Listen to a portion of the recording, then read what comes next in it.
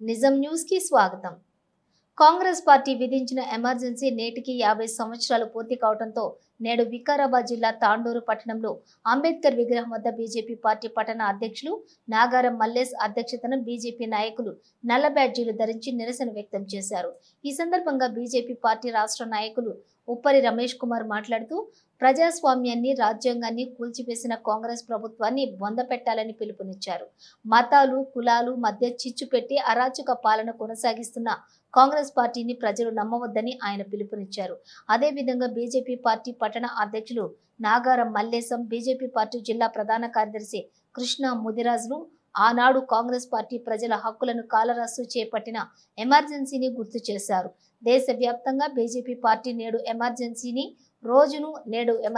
రోజును నేడు బ్లాక్ డేగా ప్రకటించి నల్ల బ్యాడ్జీలు ధరించి నిరసన తెలపడం జరిగిందన్నారు.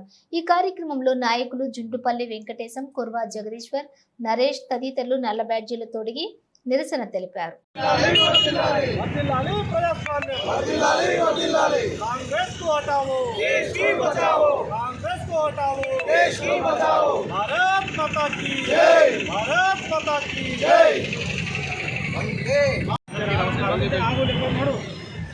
ఇవాళ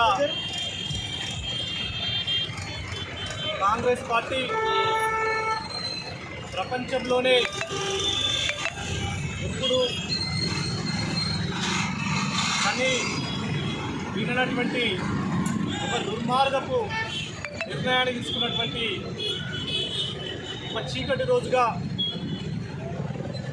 ఇవాళ ప్రజాస్వామ్యానికి విరుద్ధంగా, ప్రజాభిష్టానికి విరుద్ధంగా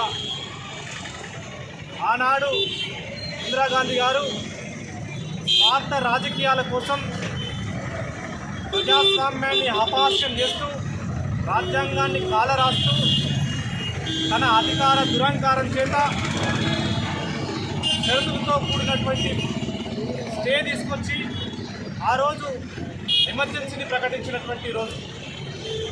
ఆ రోజు సామాన్య ప్రజలకు, పత్రికలకు ఏ రకమైనటువంటి భావస్వేచ్ఛ లేకుండా ఒక నియంతృత్వ ధోరణిని ఆ రోజు వాళ్ళు తీసుకున్నటువంటి నిర్ణయాన్ని ఇప్పటికి కూడా మర్చిపోని రోజుగా మేము భావిస్తూ ఉన్నాం. భారతీయ జనతా పార్టీగా ఇవాళ దేశవ్యాప్తంగా నిరసన కార్యక్రమాలు తీసుకోవడం జరిగింది. అదే తరహాలో ఇవాళ తాండూరు నియోజకవర్గంలో ఇవాళ అంబేద్కర్ విగ్రహం ముందు నిరసన కార్యక్రమాన్ని తీసుకోవడం జరిగింది. ఏదైతే కాంగ్రెస్ పార్టీ ఆవిర్భావం నుంచి ఇప్పటి వరకు కూడా స్వార్థ రాజకీయాల కోసం ఈ దేశంలో ఉన్నటువంటి అనేక రకాలైనటువంటి వ్యక్తులని, వ్యవస్థలని నిర్వీర్యం చేస్తూ, ఒకవైపు మైనార్టీలను సంతుష్టీకరణ పేరు మీద ఓటు బ్యాంకుగా మార్చుకొని హిందువుల మధ్య, ముస్లింల మధ్య, క్రైస్తవుల మధ్య చిచ్చు పెట్టి కేవలం అధికారంలో రావాలనేటటువంటి పెంపర్లాట ఇప్పటికీ కొనసాగుతుందనంటే అది కాంగ్రెస్ పార్టీ యొక్క వైఖరికి నిదర్శనం అని చెప్పేసి ఈ సందర్భంగా తెలియజేస్తా ఉన్నాం.